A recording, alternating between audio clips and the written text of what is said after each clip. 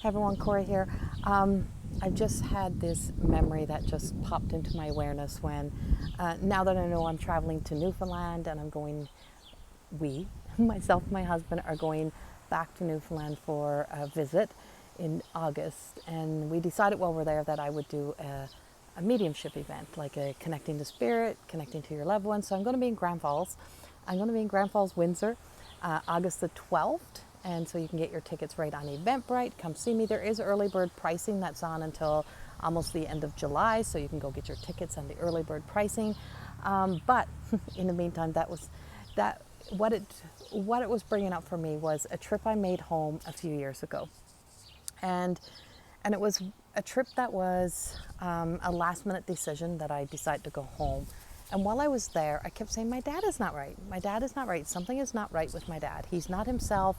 And I'm like, it's like he's losing his mind. And he wasn't losing his mind. So I took him to the hospital. Well, no, let me backtrack this. His wife called me and said, hey, the only person he listens to is you. He needs to go to hospital. He was upstairs moving around, patches on his face. And so he was upstairs in the bathroom looking in the mirror thinking he had patches and he's moving around. I said, oh, he's hallucinating. That means he has an infection in his body. And I'm like, so something is not right. And a lot of times, we could have an infection and not know it until it's too late in our body. And so I brought him up to the hospital, and his doctor called him in, and he's like, you could stay out here. And I said, oh no, Dad, I'm coming. You don't even know who you are. I'm coming in. And so I went in to sit with my dad, and the doctor was asking him what was up, what was wrong. And my dad's like, oh, it's my shoulder. And I said, it's not his frickin' shoulder. He's moving around, patches on his face. He's hallucinating. And he says, and I said, he has an infection somewhere in his body. He said, and I said, I know it. I can see it. I can see the colors. I can see the color of infection in his body. As a medical medium, I can see these things, and as a clairvoyant. And so I'm like, there's something more going on. And he goes, hey, aren't you that medium? Aren't you that girl that everyone's talking about in town that was here doing the readings, and everyone's talking about the messages that you give? And I said, yeah, that would be me. And he says, well, I believe you. And he said, so I'm going to do everything, and I'm going to look at everything because there's something definitely wrong. So we discovered that he did have an infection, and they thought maybe it was one thing. And I said, no, it's not that. It's not that. It's tied to this leg. And so we finally got Dad to tell us that he was doing a construction job, had hit his leg a few weeks before, and had hurt his leg, cut through his leg, and he actually had scraped the bone.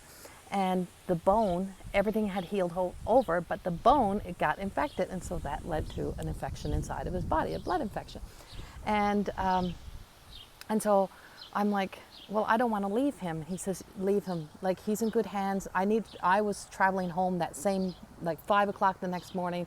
And he's like, you can just go home. It's okay. I'll take care of him. I promise you, I will take care of your dad. And I'm like, okay, everyone else is here. They can all help him. But I was not wanting to leave him. And I said, as long as I know now that we're treating the right thing, I know he'll get better. And so I left, and I got to the airport wee hours in the morning. I hadn't slept. I'd been up for hours. And to the friends that I met in the airport, and I barely spoke to you, I am so sorry. Because it's Deer Lake Airport. We run into people all the time. And I was just so exhausted and tired when I got there, and I looked like crap. I hadn't even brushed my teeth. And so I got on the flight, and I was traveling to Toronto, then to Edmonton. When I got in Toronto, it was early in the morning, and I just wanted a quiet place. I just wanted somewhere to go that was quiet. So I found a spot where there was absolutely nobody. And I sat down, and I just pulled out my phone, and I pulled out a Mother Mary prayer. And I looked up, and I could see this really tall gentleman, an older, a bit older gentleman, but very distinguished looking. And I just said, I just heard to myself, I just heard my voice, my inner voice just say, he's coming to sit next to you. And I'm like, no way. There's 1,000 seats here. There's no way. Why would he sit next to me? He walks directly over to me, and he says, you don't want me to sit here, so I'm going to sit here. And I'm like, why? He said, because you don't want me here, and I'm going to sit here. He says, you're trying to hide, and I hate to have to tell you, but you can't hide. You might be in Toronto Airport, but there's no hiding. You don't get to hide. And I'm like, oh. He says, what are you reading? And he literally was looking at my phone. I'm getting so annoyed with this man. And I'm like, Mother Mary prayer. He says, oh, he says, you've got some tough choices to make and some big decisions. And I said, actually I do. He said, you got a lot going on in life. I said, yeah. And he says, and then I'm like, God, just move him. Just take him away. Like, just get him to go somewhere else. And then they called his name up to the ticket desk. And he says, it'll be your lucky day if I can get on this flight. I'll be gone. He said, but he said, if not, I'm coming back. And I said, oh God. So I seen him come back to me and he's like, guess what? They can't get me on the flight. You're stuck with me. I said, I don't even know you. I'm not stuck with you. And he told me his name, and I want to say Tony. I don't really remember. And if he follows my work, I'm sorry I don't remember your name. But so anyway, he says, come on, let's go. And I said, well, where are we going? He says, upstairs. So let's go up to the priority. And I said, I don't want to go up. Why would I want to go with you? And then my little attitude, prickly little porcupine energy come in. And I said, I got my own American Express and I can be up in priority. I choose not to. I'm sitting down here. He says, well, that's just too bad. You're going to go upstairs. And for some reason, everything in my body stood up and walked with this stranger.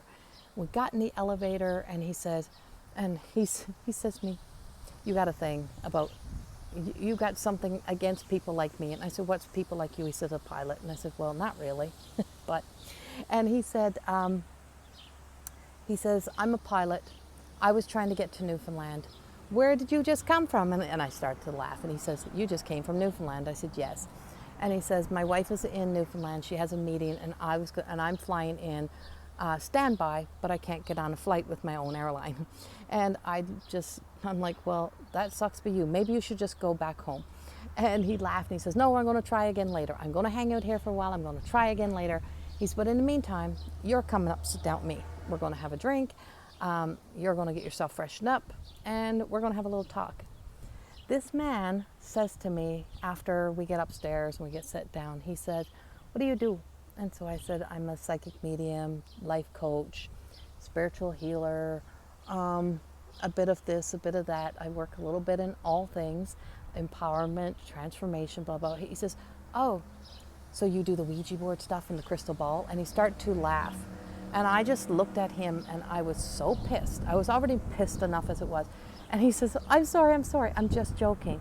He says, I know that you take what you do very seriously. And I said, I do take what I do very seriously. He said, it's not a job to you, it's who you are. And I said, it is who I am. This man says to me, I want you to do me a favor. When you get on the plane, I want you to watch the movie, and I know it's on the plane because I've already been on another flight, and I watched this movie on the plane yesterday. So I know it's on our planes right now, and it's the movie Joy.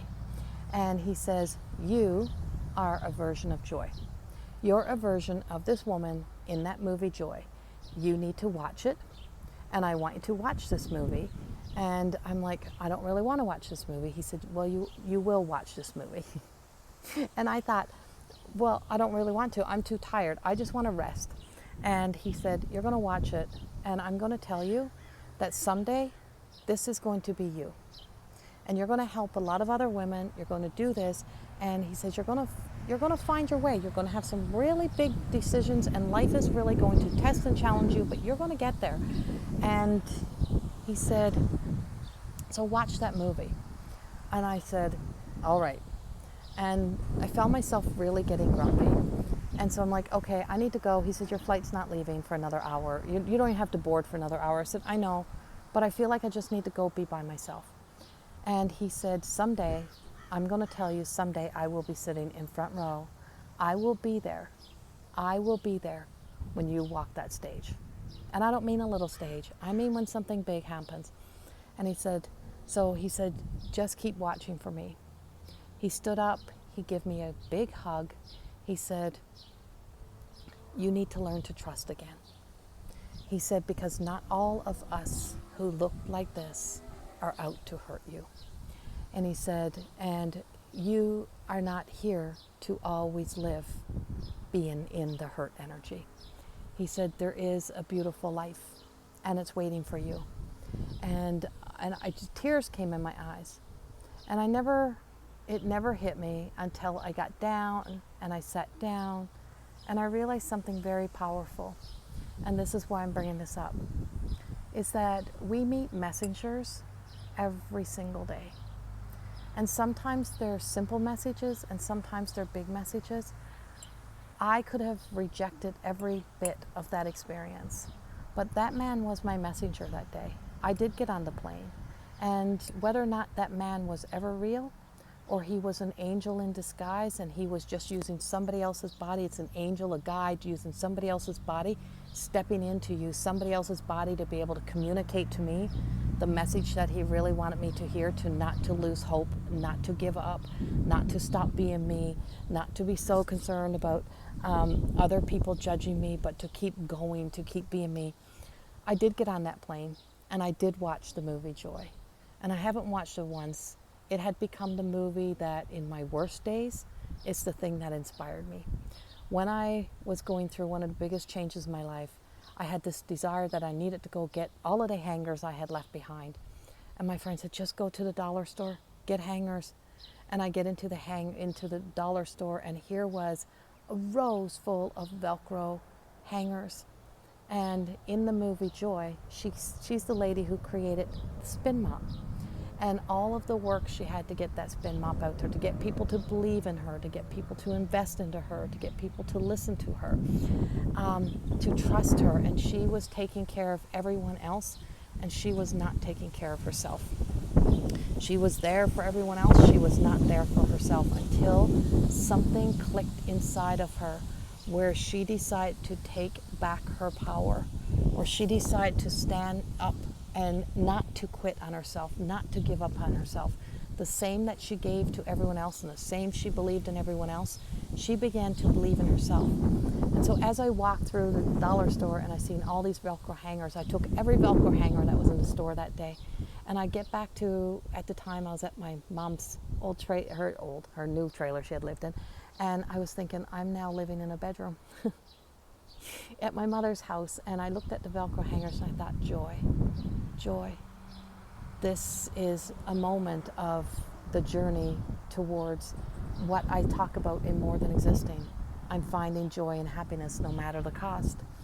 And in that, and every time now, and I took my Velcro hangers, and this woman created, the woman created spin mop, the Velcro hangers, and she went on to build a business where she literally gives hands up and helps other women grow and prosper and create businesses. And so she didn't stay in the same situation. And it's not that that her situation changed overnight, is she shifted and she made that change within herself. And she had a messenger who had spoke to her. She had a messenger that came to her and was telling her, to believe in herself. And many people can tell us many things, but it's until we are open to receiving it and accepting it inside of ourselves. And we just don't know. And we can be so judgmental, and we can reject opportunities or things we don't know, or turn a blind, or turn our nose up at, say, people like myself that do this work, or other people that are doing something different. And we can turn away people. Like I could have so easily that day been so rude to that man that I would have thrown him away. But I don't know if he would have gone. But I know with everything in me, it was a messenger that day. And he spoke to me in such a way, and that I knew I could trust him and I was safe with him, and that he could see in me what he could see in me that day, what I couldn't see in myself. And that whole movie had become a bit of my inspiration. Every time I feel myself falling down, feel myself losing faith and being disappointed, and things not going as you would like for them to go, as sales not going the way that you want, or people judging, or people kind of, not believing in you, those type of things, is I believe in myself. And I believe in myself because I have met enough messengers in this world, and I've met with enough angels and guides And they have appeared in things such as this tree that's behind me, this grandmother plum I call her, and she saved my life. This tree saved my life without knowing the tree saved my life. This tree saved my life. But that movie, that experience with the man in the Toronto airport, these are all parts of my book called You Can't Make This Shit Up. Because when you are open and when your light is shining and it becomes a magnet towards allowing in what the unbelievable, allowing in those moments of beyond the reflection, things we can't see, things we can't understand often until we see something more, but that we have so many messengers that are working through us, and that they even work through the movies, they work through books, they work through writings, they work through these videos, that they speak to us. And so my experience through that day and through that moment and what has carried me through was literally a man in an airport, a pilot, who was kind to me when I wasn't kind back and I wasn't kind to myself. A man who was an angel working, a messenger, an angel working through a man, that they use us as vessels. They speak through us, and so through us they do the work that needs to be done. And that was a magical moment in my life. And it's things that people say, I've never had those experiences, I've never had that happen. Or have you had it happen and you didn't see it? You didn't realize it. Somebody that opened the door and said, oh, you look so beautiful today. And you may have said, who do they think they are? Saying nice things to me. And, why are they speaking to me like that? And how dare they talk to me that way? Dirty old man, or whatever it is, right? Like, it's so easy to become so offended and to not to see or hear the messenger. And we see it so often, and we can, have such a conviction to that's our truth. But because I stayed until the end, and because I did go in, and something all inside of me made me listen to that book, or listen to that movie, was that moment became something that shifted and changed something inside of myself. And each and every day, I still hold on to that. Each and every day, I still know that that's my path and that's my way. And I don't sway from that. I know my why. And my why is to be able to, empower myself, to also to be able to empower others. To also be the medium who can help others in the way that maybe if I can give one message that helps others to be able to open their hearts back up to themselves and to their family that they have here on earth, that they can be able to make peace within, then that's why I do the things that I do. And I hold true to that, and I know that so deep. And so spin mop, Velcro hangers, and it was things that we didn't know we needed until we got them, until it came. Where did she get this? Where did Joy come up with her ideas? The joy in the movie, really truly, what connected to me was that she knew from childhood who she was. She knew who she was. She had dreams. She was creating. She was an innovator in her dreams, and the family squished those dreams, took away the things as they were not happy in themselves. And so all of that part of herself, she put away. She put away. And it didn't matter if she put it away for years.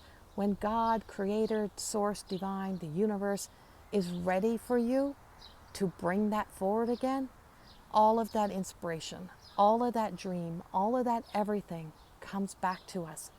And it comes back to us with such fearful conviction that we can capture it aside. It can cause us anxiety because we don't let it out. It can disrupt our lives. It can disturb our lives. It can cause us to be running around in circles.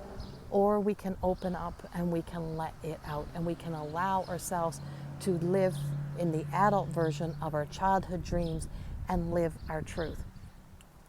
And that was the part of the movie that reminded me of the little girl with movies in her eyes. The little girl that loved to see everyone else smiling, to see everyone else happy. But the difference was this time, I have placed me in those dreams, and I could see me in those scenarios. I could see me becoming happy. I could see me being able to bring what I do back home, go back to Newfoundland, and not, there will always be people who have stories and memories of who you were in their story, but as long as they hold on to the past, you'll always be that person in their stories. But yet, that's in old chapters. That's not, that version of me is long gone. That version of you is long gone. This version is the truest of truest versions of that self. And it's because I have experienced so many of those magical moments in life and those magical opportunities of where I have seen miracles in my own life unfold, where I have seen ways and possibilities open up that there was no way, there was no possibility, but yet here it is. So, you know, with 3 published books out, with a deck of oracle cards out, with all the work that has been produced through More Than Existing Academy, none of that should have been able to happen based on, logistics and financials, but yet it all magically happened. Why? Because the divine, God, Source, opened up a way, and everything unfolded because it was my authentic self that was ready to walk through those doors, to open the doors, put in the key, open the door. Nobody else can open the door to our future, to our possibilities but us. And we can have all the messengers in the world, but you won't hear the messages, you won't see the signs, you will reject opportunities and turn things away if your programming, your conditioning is so deeply embedded in the fear stories that you never let yourself experience something new. And so that was one of the magical moments in my life. This is a long video, it didn't fit into a reel, but I really wanted to share this today. I don't know why, but I was traveling when this happened to me. I was returning from Newfoundland. There was, everything about it is things that should never have happened, how it unfolded, how it happened. And I look back now and I just think, wow, that was a moment. And so my same inspiration that has hit for me to have the event in Grand Falls, Windsor, came the same way. It came from a messenger and it said, do it. And I've had several people just say, it's too short of a notice, you can't do this, it's not going to work. But I know where this message has come from. And I now trust that message and I don't run from that message. And whether it's 2 or whether it's 10 or whether it's 60, it will not matter. That event will be there for the people who are meant to be there, who are truly feeling that, who see that, they'll find it. Their loved ones, their messengers, their guides will be sure they see it. Something will pull them in. It just moves us. When we let spirit work through us and for us, magic happens. And and so you may have these moments happening in your life and you're not seeing them. It's time to open up, to allow in spirit to connect to your spirit, because we are a spiritual being having a human experience. And spirit will always find its way to talk to us, to communicate to us, to tell us what we need to hear to help us grow and evolve. That's what I wanted to share. Have a beautiful day, and I will talk with you soon. Much love. Bye-bye.